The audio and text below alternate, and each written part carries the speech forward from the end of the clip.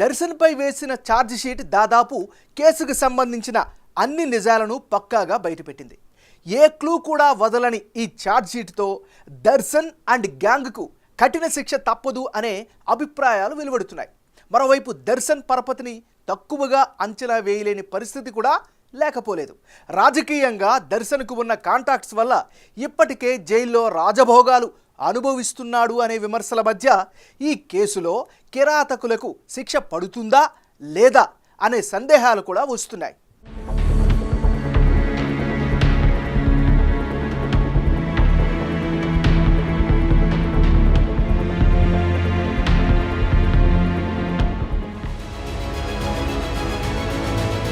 రేణుకాస్వామిని హత్య చేసిన తర్వాత దర్శన్ కొంతమందికి డబ్బిచ్చి వారిని బెంగళూరు పోలీసులకు లొంగిపోవాలని పంపించి తర్వాత మైసూర్ వెళ్లిపోయాడని గతంలోని పోలీసులు తెలిపారు.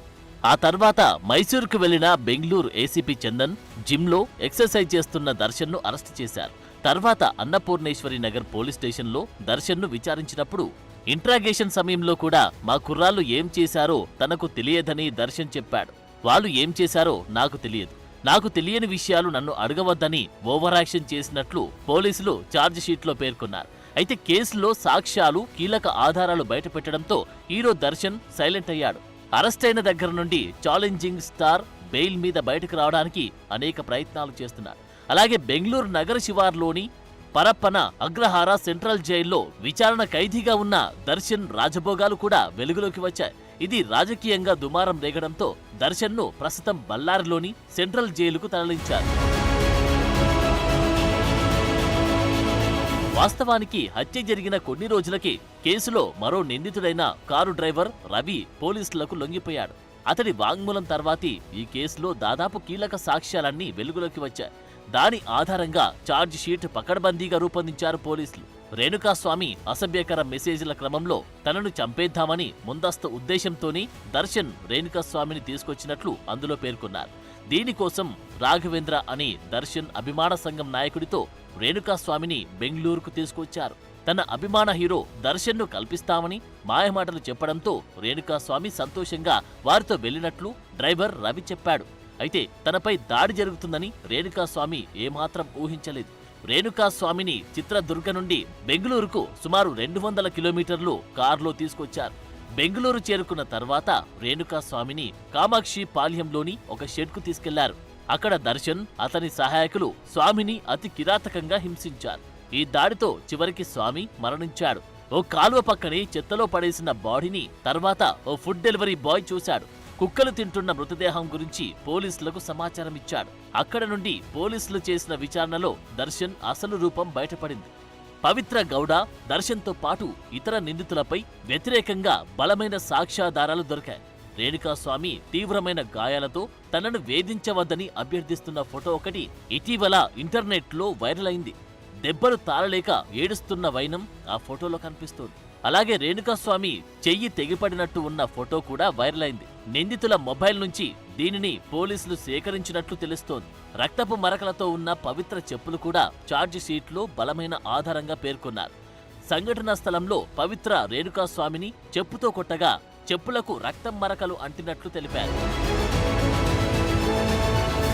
ఆధారాల్లో భాగంగా పోలీసులు సీసీటీవీ, డీవీఆర్ సహా పలు వస్తువులను స్వాధీనం చేసుకున్నారు. మృతదేహాన్ని ఆ రోజు నుండి 2 కార్లలో తీసుకెళ్లినట్లు సీసీటీవీ ఫుటేజ్లో రికార్డైంది. రోజులు గడిచే కొద్దీ నటుడు దర్శన్పై సాక్ష్యాలు గట్టిపడ్డాయి. దర్శన్పై హత్య అభియోగాలు మోపేందుకు అన్ని ఆధారాలు సేకరించారు. శవ పరీక్ష నివేదిక హత్యకు సంబంధించిన క్రూరమైన స్వభావానికి సాక్ష్యంగా నిలిచింది. కరెంట్ షాక్, రక్తస్రావం మరణానికి కారణమని పేర్కొంది. అతని తలను ఒక మినీ ట్రక్కుకు వేసి బలంగా కొట్టారు. ఇది ప్రాణాంతక గాయాలకు కారణమైంది. తన బూటుకాలుతో రేణుకాస్వామి మర్మాంగంపై దర్శన్ తనడంతోనే అతడు మరణించాడని విచారణలో వెల్లడైంది. హింసకు ఉపయోగించిన ట్రక్కు, చెక్క దుంగలు, లెదర్ బెల్ట్, తాడుతో సహా ఇతర సాధనాలను పోలీసులు స్వాధీనం చేసుకున్నారు. ఇక రేణుకాస్వామిని హత్య చేయడానికి దర్శన్ ప్రియురాలు పవిత్ర గౌడ ప్రధాన కారణమని పోలీసులు పేర్కొన్నారు. పవిత్ర గౌడ కోరిక తీర్చడానికి దర్శన్ ఈ కేసులో ఇతర నిందితులను ప్రేరేపించి కుట్ర పన్నినట్లు పోలీసులు నిర్ధారించారు. అందుకే రేణుకాస్వామి హత్య కేసులో పవిత్ర గౌడ A1 నిందితురాలిగా ఉండగా దర్శన్ A2గా ఉన్నాడు. రేణుకాస్వామి కిడ్నాప్ హత్య కేసులో 3 ప్రత్యక్ష సాక్షులతో పాటు 231 మంది సాక్షులను విచారించినట్లు ఛార్జిషీట్లో పొందుపర్చారు. అలాగే 50 మందికి పైగా పోలీసులు, 8 మంది డాక్టర్లు, 97 మంది ఇతర సాక్షుల పేర్లు కూడా ఇందులో ఉన్నాయి. సెక్షన్ 164 సిఆర్పిసి కింద 27 మంది తమ వాంగ్మూలాలను కోర్టు ముందు నమోదు చేసుకున్నట్లు వివరించారు. ఈ ఉదంతం రాజకీయ దుమారానికి కూడా దారితీసింది. కర్ణాటక హోంమంత్రి జి పరమేశ్వర దర్శన్కు జైలులో రాచమర్యాదలు జరిగేలా చూశారని ఆరోపణలు వచ్చాయి. ఇలాంటి ఆరోపణలను కర్ణాటక అధికార నేతలంతా ఖండించారు. అలాగే రేణుకాస్వామి హత్య అనంతరం కేసు నుంచి బయటపడేయాలని దర్శన్ పలువురు రాజకీయ నాయకులను కోరినట్లు వాట్సాప్ ద్వారా బయటపడింది. దర్శన్ ని అరెస్టు చేశాక అతడి మొబైల్ స్వాధీనం చేసుకుని వాట్సాప్ చాట్ ని పరిశీలించారు. ఈ క్రమంలో హత్య అనంతరం దర్శన్ ఎవరెవరితో మాట్లాడాడు, ఎవరితో చాటింగ్ చేశాడు, ఎవరికి వాట్సాప్ ద్వారా టచ్లోకి వెళ్లాడు వంటి డేటా అంతా తీశారు. ఇందులో కన్నడలో ప్రముఖ రాజకీయ నాయకులంతా అతడికి టచ్లోకి వచ్చినట్లు పోలీసులు గుర్తించారు. ఇలా హత్యకు సంబంధించి దర్శన్ ప్రణాళిక వేసిన తర్వాత తప్పు మీద తప్పు చేసుకుంటూ వెళ్లినట్లు పోలీసులు గుర్తించారు. ప్రాథమిక విచారణ, పోలీసులు సేకరించిన సాక్ష్యాలు, ఇతర ఆధారాలు, రిపోర్ట్లన్నీ దర్శన్ కి పవిత్రకు వ్యతిరేకంగా ఉండడంతో కేసు నుంచి తప్పించుకోవడానికి ఏమాత్రం ఛాన్స్ కనిపించట్లేదు.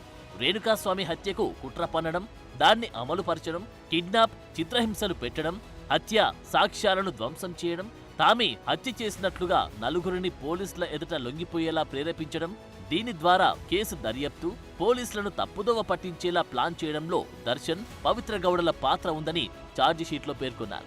ప్రస్తుతం కన్నడ సినీ పరిశ్రమ నుండి కూడా తప్పు చేస్తే శిక్ష తప్పదని ఉపేంద్ర లాంటి కొందరు నటులు చెబుతూ ఉండగా, రమ్య, చేతన్, సుదీప్ లాంటి వారు కూడా రేణుకాస్వామి కుటుంబానికి న్యాయం జరగాలని ఆశిస్తున్నట్టు తెలిపారు. మరోవైపు రేణుకాస్వామి భార్య, అతని తల్లిదండ్రులు దర్శన్ను ఉరితీయాలని డిమాండ్ చేస్తున్నారు. పరపతిని వాడుకొని ఒక వ్యక్తిని, అతి కిరాతకంగా చంపిన వ్యక్తిని వదిలేస్తే అది సమాజంలో చెడు సంకేతాలకు దారితీస్తుందని పలు సంఘాలు కూడా చెబుతున్నాయి. అయితే ఛార్జిషీట్ వ్యవహారం పూర్తయిన తర్వాత దర్శన్కు బెయిల్ వచ్చే అవకాశమున్నట్లు వార్తలు వస్తున్నాయి. ఇక కొందరు అభిమానులు మాత్రం దర్శన్ చేసిన దాన ధర్మాలే ఆయన్ను కాపాడతాయని అంటున్నారు. ఈ క్రమంలో ఈ కేసుపై సినిమాలు కూడా తీయాలని కొందరు ప్లాన్ చేస్తున్నట్లు తెలుస్తోంది. దర్శన్ జీవితం, దర్శన్ గతంలో పలుమార్లు జైలు పాలైన సంగతులు, ఇప్పటి హత్య కేసు అన్నిటిని మిళితం చేసి సినిమాలు తీయాలని కన్నడ ప్రొడ్యూసర్లు ప్లాన్ చేస్తున్నట్లు సమాచారం. ఇప్పటికే కన్నడ ఫిలిం ఛాంబర్లో దర్శన్ హత్య కేసుపై సినిమాకు సంబంధించి కొన్ని టైటిల్స్ కూడా రిజిస్టర్ చేసినట్లు తెలుస్తోంది.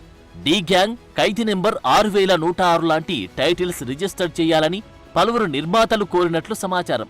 అయితే త్వరలోనే దర్శన్ కేసుకు సంబంధించిన సినిమా కూడా రిలీజ్ అయ్యే ఛాన్స్ కనిపిస్తోంది. ఏది ఏమైనా ఈ కేసు తెర మీద హీరోలోని విలన్ని చూపించింది అనడంలో సందేహం లేదు.